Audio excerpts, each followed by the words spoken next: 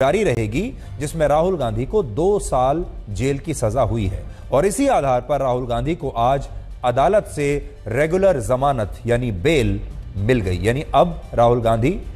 औपचारिक रूप से बेल पर बाहर हैं, जमानत पर बाहर हैं। रेगुलर बेल का मतलब यह है कि जब तक इस एप्लीकेशन पर कोई अंतिम फैसला नहीं आता तब तक राहुल गांधी की यह जमानत प्रभावी रहेगी और अब उन्हें जेल नहीं जाना पड़ेगा।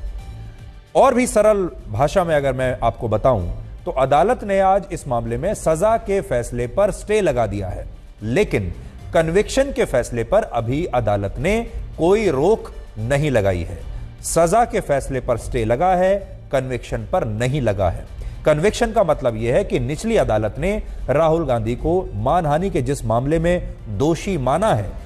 दोषी मानने वाले उस फैसले पर अभी तक कोई रोक नहीं लगाई गई है और राहुल गांधी के लिए यही सबसे आवश्यक है, क्योंकि जब तक उनके कन्विक्शन पर रोक नहीं लगेगी तब तक उनकी संसद की सदस्यता बहाल नहीं होगी। और इसीलिए इस मुद्दे पर उन्होंने आज अदालत में एक अलग से एप्लीकेशन भी लगाई है। इस एप्लीकेशन में उन्होंने अदालत से कहा है कि उनके कन्विक्शन के ऑर्डर पर तुरंत स्टे लगना चाहिए और यह एप्लीकेशन फिलहाल पेंडिंग है, यानी इस पर अभी सुनवाई नहीं हुई है। अदालत ने इस मामले में राहुल गांधी के खिलाफ मुकदमा करने वाले बीजेपी विधायक पूर्णेश मोदी को एक नोटिस भेजा है और इस एप्लीकेशन पर 13 अप्रैल को सुनवाई की तारीख तय की है।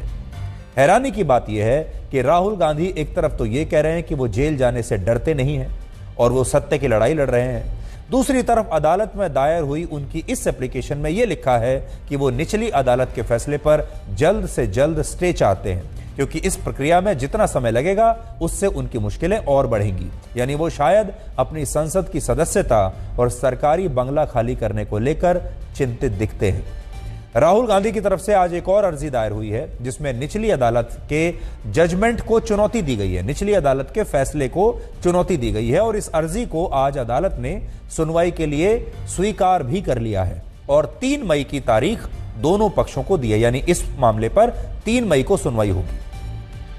संक्षेप में कहें तो अदालत की आज की कार्रवाई की 2 बड़ी बातें हैं आपके लिए समझने वाली। पहली बात यह कि इस मामले में सजा के फैसले पर रोक लगा दी गई, यानी जो 2 साल की सजा है उस पर रोक लगा दी गई है और अदालत ने राहुल गांधी की रेगुलर बेल को मंजूर कर लिया है, जिसकी वजह से अब उन्हें जेल नहीं जाना पड़ेगा।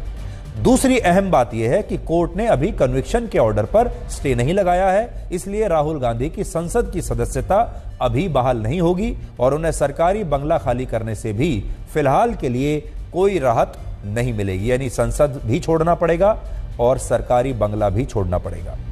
राहुल गांधी को 22 अप्रैल तक अपना यह सरकारी बंगला खाली करना है और अदालत में कन्विक्शन के ऑर्डर पर स्टे के लिए जो सुनवाई होगी वो होगी 13 अप्रैल को। अब अगर 13 अप्रैल को कोर्ट इस पर स्टे लगा देता है तो राहुल गांधी की संसद की सदस्यता बहाल हो जाएगी और उन्हें अपना सरकारी बंगला भी खाली नहीं करना पड़ेगा। लेकिन अगर ऐसा नहीं हुआ तो राहुल गांधी को अपना सरकारी बंगला खाली करना पड़ेगा।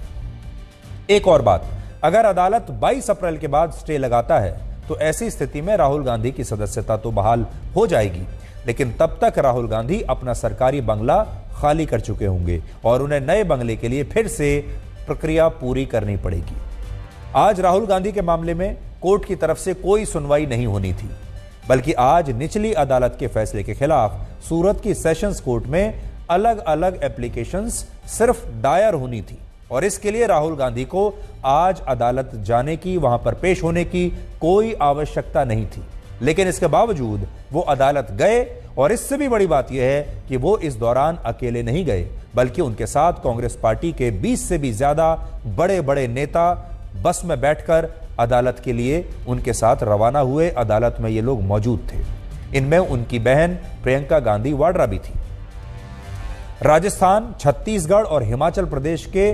मुख्यमंत्री थे, यानी 3 मुख्यमंत्री अपना सारा कामकाज छोड़कर, सरकारों का काम छोड़कर राहुल गांधी के साथ आज अदालत में पेश हो रहे थे। कांग्रेस पार्टी के 3 महासचिव थे, एक ट्रेजरर और 16 बड़े पदाधिकारी भी इस दौरान अदालत में मौजूद थे। और आप सोचिए, जिस मामले में राहुल गांधी का अदालत में मौजूद रहना आज अनिवार्य ही नहीं था,